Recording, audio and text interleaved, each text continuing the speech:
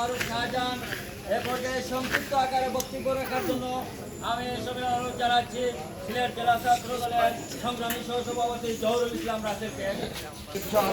আয়োজন এই আয়োজনের 18 কোটি মানুষের এই আয়োজন, আমি আশা করি আগামীতেও এরকম আয়োজন হবে।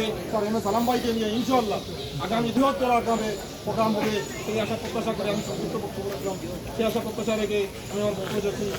বাংলাদেশ জিন্দাবাদ, ব্যারিস্টার এম এ সালাম ভাই জিন্দাবাদ, বিএনপি জিন্দাবাদ, খালেদা জিয়া জিন্দাবাদ। ধন্যবাদ জহুরুল ইসলাম রাসেলকে।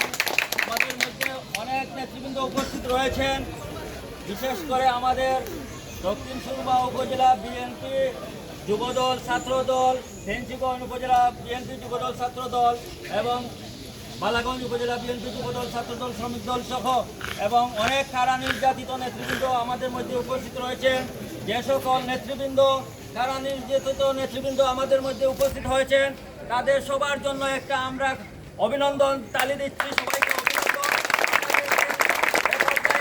সংক্ষিপ্ত আকারে বক্তব্য নিয়ে আসার জন্য আমি সবাই অনুরোধ জানাচ্ছি আমাদের দক্ষিণ সুরমা উপজেলা বিএনপির সাবেক নেতা জনাব শামীম সিদ্দিকী ভাইকে।